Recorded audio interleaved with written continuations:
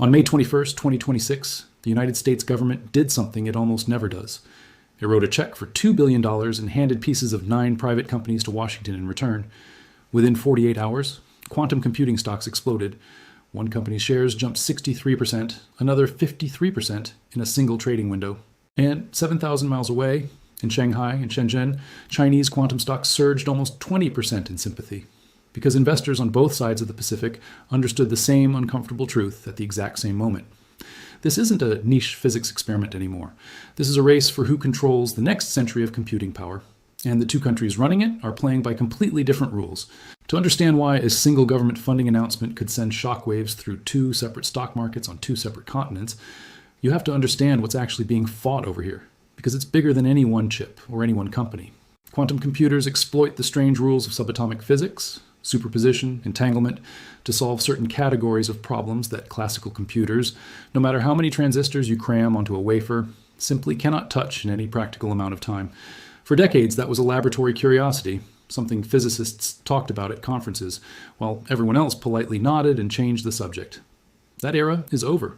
In 2026, quantum computing crossed from theoretical promise into full-blown industrial and geopolitical reality, with governments treating it the same way they once treated the race to split the atom or the race to put a satellite in orbit, as a technology whose winner doesn't just get a scientific trophy, but reshapes the balance of power in defense, finance, medicine, and global infrastructure for decades afterward. And right now, in the middle of 2026, there are 2 nations sprinting toward that finish line harder than anyone else on Earth: the United States and China. The story of who's actually winning is far more interesting and far more complicated than either country's press releases would have you believe. Let's start with the moment that set off the most recent escalation, because it tells you everything about how seriously Washington is now taking this fight. That $2.013 billion package the Commerce Department announced in May wasn't spread evenly or symbolically, it was surgical.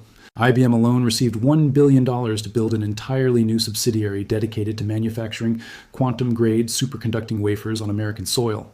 The kind of foundational, unglamorous infrastructure that doesn't make headlines, but determines whether a country can actually build these machines domestically instead of depending on someone else's factories. GlobalFoundries received $375 million to establish a domestic quantum foundry capable of supporting multiple different hardware approaches at once.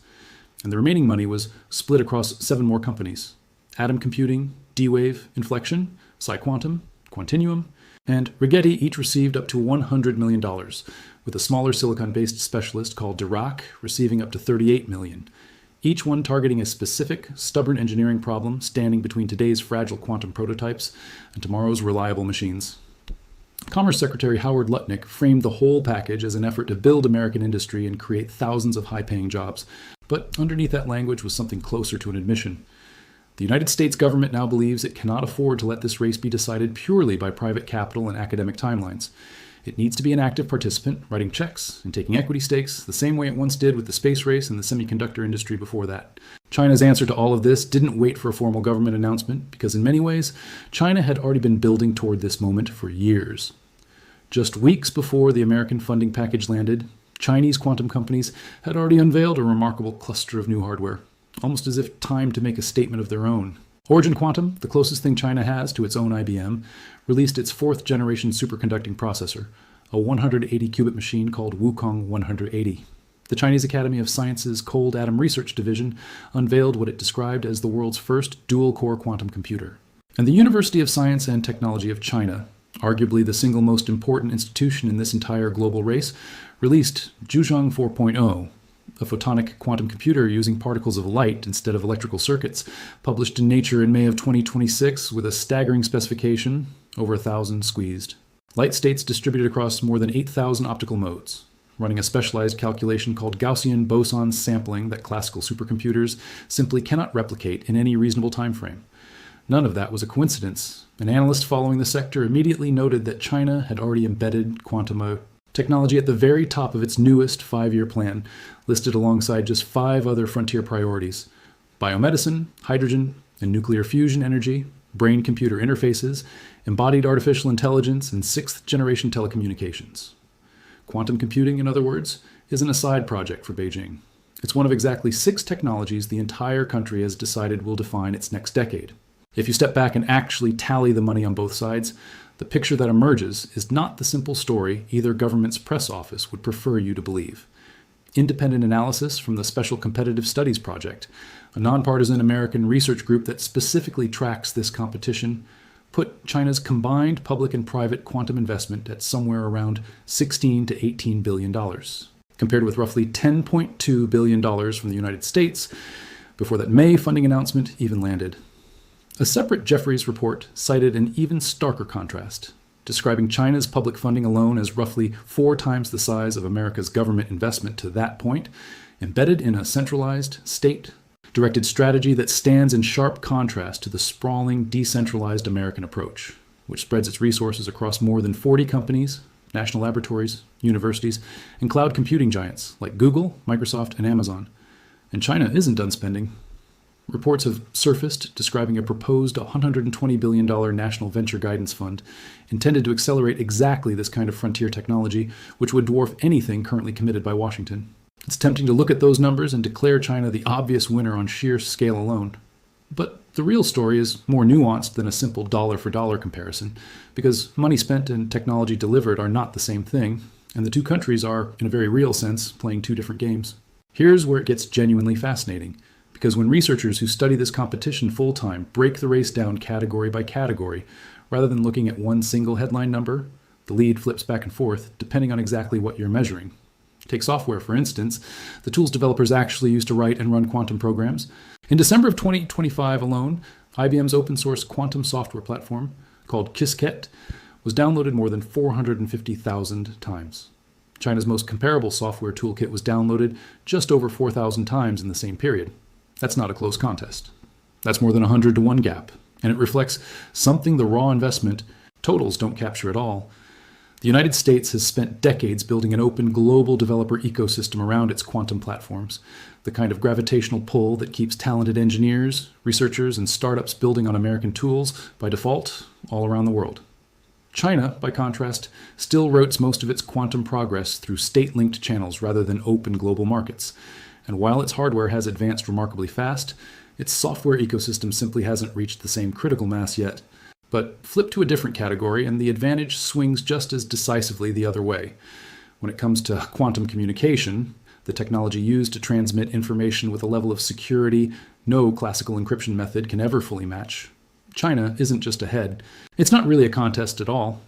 China has built and put into actual operational use a nationwide quantum key distribution network spanning more than 6,200 miles of dedicated fiber optic cable, integrated with a growing constellation of satellites that extend that same unbreakable security into space itself. The United States, by comparison, has no equivalent national deployment whatsoever. Only a handful of regional test programs, still confined largely to research settings. This distinction matters enormously, and it's worth explaining exactly why, because it isn't just a technical curiosity. Quantum key distribution relies on a genuinely strange law of physics called the no-cloning theorem, which makes it physically impossible to intercept a quantum-encoded signal without leaving behind a detectable disturbance. Classical encryption, no matter how many more digits you add to the key, offers no comparable guarantee. A sufficiently powerful computer, quantum or otherwise, can in principle break it without anyone ever knowing an attack happened. China's decision to build out thousands of miles of this technology as actual working national infrastructure, rather than leaving it in a research lab, means that when it comes to secure communication specifically, the balance of power has already shifted, and it shifted years before most people outside the field were paying attention. That same operational instinct, turning laboratory breakthroughs into actual products people can buy, shows up again and again throughout China's approach, and it might be the single most underappreciated part of this entire competition. In November of 2025, a Chinese quantum computer called the Hanyuan-1, built around trapped neutral atoms, reported its first confirmed commercial sales, worth roughly $5.6 million, delivered to a subsidiary of China Mobile, with an additional export order placed by Pakistan. Origin Quantum, separately, completed what's described as China's first ever export of domestic quantum computing power in 2025. Meanwhile, China Telecom's quantum cloud platform called Tianyan has logged more than 37 million visits from researchers and businesses in over 60 different countries around the world, hosting an 880-qubit cluster spread across multiple connected processors. Origin Quantum's own cloud platform separately reports more than 20 million visits and 339,000 completed computing jobs since launching in 2024. These aren't laboratory demonstrations designed purely to generate a headline. These are functioning commercial products, already being sold, already generating revenue, already being used by paying customers on multiple continents. And that distinction between we published an impressive paper and we shipped a product someone paid for is exactly the kind of gap that determines who actually wins a technology race in the long run, far more than any single benchmark number ever could. And yet, just when you're ready to conclude China has this entire race locked up, the hardware conversation swings back toward the United States in a way that's impossible to ignore. In December of 2024, on Google's Willow processor achieved something the entire field had been chasing for nearly 3 decades, what's called below-threshold error correction, the point where adding more physical qubits to a system actually makes it more reliable instead of less. It sounds like a small technical footnote, but ask any physicist in this field and they'll tell you it might be the single most important milestone quantum computing has ever crossed, because without it, quantum computers were destined to remain permanently too noisy and too unreliable to ever solve a genuinely useful problem, no matter how many qubits you added. Then, in October of 2025, Google pushed further still, announcing what it called the first ever verifiable quantum advantage, a specific algorithm published in the prestigious journal Nature that ran roughly 13,000 times faster on its Willow chip than the best possible estimate on one of the world's fastest classical supercomputers. While producing a result other scientists could actually check and confirm, rather than simply having to trust. IBM, not to be outdone, has laid out one of the most detailed and ambitious roadmaps in the entire industry, working through a sequence of processors with names borrowed from birds, nighthawk, loon, kookaburra, cockatoo, each one solving a specific piece of the puzzle, all building toward a machine called Starling, planned for 2029 at a brand new IBM data center currently under construction in Poughkeepsie, New York, designed to run 100 million quantum operations across 200 fully error-corrected logical qubits. IBM's own executives have said, in language that would have sounded almost absurdly premature just 5 years ago, that building a large, genuinely useful quantum computer is now a question of engineering, not physics, meaning the fundamental science is understood and what's left is simply the hard, grinding work of building it at scale. China's counter to that specific claim arrived less than 2 months later, and it's worth pausing on because it's exactly the kind of tit-for-tat escalation that defines this entire competition.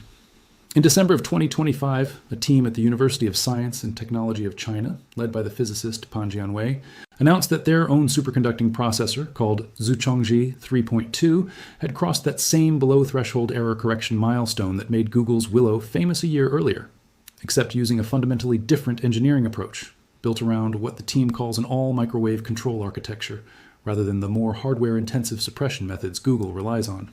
Independent physicists outside the project, including Joseph Emerson at the University of Waterloo in Canada, have publicly stated that China's method could actually offer a more resource-efficient path toward the same destination. In other words, within roughly 12 months of each other, using 2 genuinely different physical approaches, developed independently on opposite sides of the planet, both countries crossed one of the hardest technical thresholds in the entire field. And that kind of near-simultaneous convergence almost never happens, by coincidence in cutting-edge physics. It happens when 2 competitors are pushing each other, consciously or not, toward the same frontier at roughly the same speed. There's a financial dimension to this story that deserves its own spotlight, because it shows just how quickly quantum computing has transformed from a scientific curiosity into a genuine investment category with real winners and real losers. On June 4th of 2026, Quantinuum, the quantum computing company jointly owned by the industrial giant Honeywell and formed through a 2021 merger with the British firm Cambridge Quantum, went public on the Nasdaq Stock Exchange under the ticker symbol QNT. The offering raised $1.68 billion, pricing shares at $60 apiece, and by the end of its very first day of trading, the company's market value stood at roughly $15.7 billion, making it one of the largest quantum computing public offerings in history. That's a remarkable number for a company whose own financial filings reveal just how early stage this entire industry still is. Quantinuum reported revenue of $30.9 million for the full year of 2025, alongside a net loss of $192.6 million, meaning the company lost roughly $6 for every dollar of revenue it brought in. Its first quarter 2026 revenue actually fell 73% year over year. And a striking detail buried in its filing shows that Japan's National Research Institute, RIKEN, accounted for a staggering 90% of the company's revenue in one recent quarter, dropping to just 7% the following quarter as other government-linked customers filled the gap. What that tells you is something important about the entire quantum industry right now, not just this one company, even in the United States, where private capital markets are supposed to be the defining advantage. Over China's state-directed model, an enormous share of actual quantum revenue is still flowing from government and government-adjacent customers rather than organic private sector demand. The distinction between America's free market approach and China's state-led approach turns out to be far blurrier in practice than the headlines suggest. That's precisely the kind of deep structural dependency that trade negotiators and national security officials have started treating as a genuine strategic vulnerability rather than an ordinary supply chain relationship. Because unwinding it isn't as simple as switching a single vendor. But a dominant battery supply chain, however consequential, is still an invisible story happening inside a component nobody sees. The next entry on this list is the one part of this whole picture that Washington has decided it absolutely cannot ignore. Number one is the reason lawmakers who agree on almost nothing else in American politics right now are racing each other to write legislation about cars. And it's the number that finally connects every entry on this list into one coherent government-level alarm. In January 2025, the U.S. Department of Commerce's Bureau of Industry and Security finalized a rule banning the sale or import of connected vehicle hardware and software originating from China or Russia, citing the very real possibility that cameras, microphones, and GPS modules built into modern connected cars could be exploited to extract sensitive data or, in a worst case, remotely manipulate vehicles on American roads. Here's the mechanism behind why officials treated this as a national security issue rather than just a trade dispute. Modern cars are increasingly rolling computers, and the rule specifically targets telematics control units, Bluetooth, cellular, and satellite connectivity modules along with the driving assistance software layered on top of them, with software restrictions taking effect for 2027 model year vehicles and hardware restrictions following for 2030 models, a phased timeline. Regulators chose specifically to give automakers years rather than months to rebuild supply chains they'd spent decades constructing around Chinese suppliers.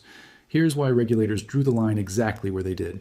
Officials explicitly pointed to cameras, microphones, and GPS tracking already built into ordinary connected cars, arguing that if the underlying software or hardware traces back to an entity under the jurisdiction of a foreign adversary government, there's a realistic pathway for that data to be extracted, or, in a more extreme scenario, for the vehicle itself to be remotely manipulated while it's being driven, a scenario regulators treated as plausible enough to justify rewriting how an entire industry sources its electronics. That's not a hypothetical dreamed up by an overcautious bureaucrat. It's the same class of concern that's driven separate bans on Chinese-made port cranes, telecom equipment, and drones in recent years, just applied for the first time to something as personal and ubiquitous as the family car. Here's how seriously that concern has escalated since. In April 2026, Senators Bernie Moreno and Alyssa Slotkin from opposite parties introduced the Connected Vehicle Security Act, explicitly designed to hermetically seal the country against Chinese vehicles and connected components, banning not just direct imports, but vehicles driven across the border from Mexico or Canada, and even forcing companies to divest ownership stakes in Chinese-linked brands like Volvo and Polestar. Here's why that specific bill matters beyond its text. Moreno described the situation in stark terms, framing predatory, state-subsidized Chinese manufacturers as an existential threat to an industry he called the backbone of the American industrial economy, while General Motors itself publicly praised the bill's introduction, meaning one of Detroit's own legacy automakers is now actively lobbying Congress to build higher walls against a competitor. It clearly no longer believes it can simply outcompete on the open market. A remarkable admission from a company that spent generations selling itself as the embodiment of American industrial confidence. Here's the number, immediately followed by the comparison that should stop you. Despite tariffs on Chinese-built cars sitting well over 100% and registration rules that make ownership nearly impossible, a Kelley Blue Book study found that 38% of Americans said they would consider buying a Chinese vehicle if they had the choice, which means well over a third of the entire American new car buying public is already curious about a product their own government has gone to extraordinary legislative lengths to keep out of reach. Here's a comparison that puts that 38% figure into sharper focus. That's a higher favorability number than plenty of established, decades-old Western car brands post in their own home markets, meaning a country of automakers most Americans still can't reliably identify by name has already won over more curiosity, sight unseen, than some legacy nameplates manage after generations of advertising and dealership presence, a gap that should worry any brand relying on loyalty alone to hold its customers. Think about what that combination actually represents. A level of consumer curiosity strong enough that auto executives who compete directly against these vehicles overseas are sounding genuinely alarmed on the record, not the usual corporate speak caution, but real anxiety. The kind that doesn't normally show up in a public interview unless the person saying it has genuinely run out of reassuring things to say. Hyundai's global CEO told reporters, "It's very difficult, not to say impossible, to compete against Chinese pricing without losing money." And Nissan's America's chairman said flatly that the Chinese are going to find a way into the U.S. market, and that it will happen, one way or another, a level of candor that's genuinely rare for executives, whose entire jobs depend on projecting confidence about their own company's competitive position. The reality that makes this the true climax of everything we've covered: Chinese automakers are already redesigning vehicles specifically for foreign export markets, exactly the way Toyota once tailored the Yaris for Europe. They already control the majority of the battery supply chain. Every automaker on Earth depends on, regardless of country. They've already overtaken Japan as the world's top vehicle exporter, and BYD has already overtaken Tesla globally, and cars built by these same companies are already, right now, driving across the American border every single day, in full view of anyone standing on a street corner in El Paso or San Diego. Here's one more wrinkle that shows just how tangled this fight has already become before Congress has even finished writing the rules. Earlier this year, the same Commerce Department, enforcing the connected vehicle ban, granted a specific waiver to Volvo, a company owned by China's Geely, allowing it to keep selling in the U.S. after demonstrating its governance, technology, and data security met American standards. Proof that even the government's own attempt to draw a clean line between Chinese and not Chinese cars is already getting complicated by joint foreign ownership stakes and manufacturing arrangements that don't fit neatly into a single national category. The government response isn't overreacting to a hypothetical threat sitting somewhere off in the future. It's reacting in real time to something that's already arrived everywhere except the one specific place American law currently forbids it from being sold. So let's pull this whole list back together because, seen from bottom to top, it stops looking like 5 disconnected news stories and starts looking like one slow-motion, multi-front takeover. At the bottom sat a handful of border town commuters driving Chinese EVs across an international line every single day in plain sight of a market their own government won't let them buy into, proving the appeal isn't theoretical but already winning over real customers a few miles from American soil. One step up sat BYD's dethroning of Tesla, proof that Chinese manufacturers can now outbuild and outsell the company that Silicon Valley once treated as electric vehicle royalty, built on a battery-first origin story most of Tesla's rivals never had access to. Above that sat China's takeover of Japan's decades-old crown as the world's largest exporter, a shift so fast it collapsed a 7-to-1 gap into a lead in under 5 years, executed not by one standout brand but by an entire coordinated fleet of manufacturers moving together. Above that sat the battery supply chain almost the entire global auto industry secretly depends on, regardless of what badge sits on the hood of the finished car, concentrated so heavily in 2 companies that the rest of the world's battery makers combined still can't match it. At the very top sat the government-level alarm bell: bipartisan legislation, finalized federal bans, and auto executives on the record admitting they cannot compete, all triggered by a threat that's already physically present on American soil, despite every legal barrier erected to keep it out. Here's the meta-thesis, the pattern sitting underneath this entire story. This is the same shift that happened to the American steel and textile industries decades ago, except compressed into a fraction of the time, and hitting an industry Americans consider far more central to national identity. Steel and textiles lost to cheaper overseas manufacturing gradually over a generation, with enough time for politicians to debate policy responses at a leisurely pace while factories slowly closed. Cars are losing that same fight on a timeline measured in single-digit years, not generations, which is exactly why the legislative response looks less like careful trade policy and more like a country that suddenly realized the water was already at the door. Here's the part of that comparison worth sitting with a little longer, because it explains why so many normally cautious executives are speaking this bluntly on the record. When a Hyundai CEO tells a reporter that competing on price against Chinese manufacturers is, not to say impossible, he isn't describing a distant, theoretical future scenario. He's describing a fight his own company is already losing in markets outside the protected American bubble, in places like Southeast Asia, Latin America, and increasingly Europe, where Chinese brands don't face anything close to the tariff wall protecting Detroit and the industry's other Western hubs. Whether the eventual answer is tariffs, an outright ban, or some negotiated version of the deal Canada just signed, one thing every entry on this list makes clear. The debate in Washington isn't really about whether Chinese cars are competitive. Every number we just covered already answered that.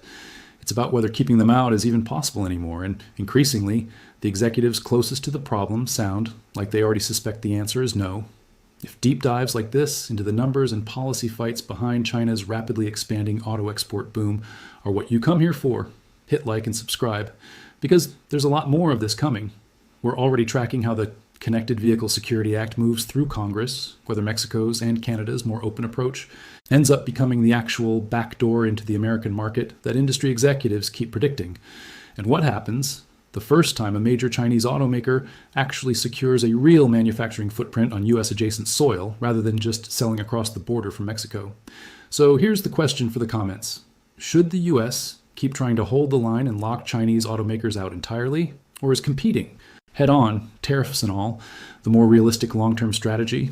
Pick one and tell me why down below. And if you've actually driven or ridden in one of these Chinese-built EVs abroad, in Mexico, Europe, or anywhere else these bans don't currently apply, let me know how it actually compared, because the spec sheets and the lived experience of a car don't always tell the same story. I read every single one.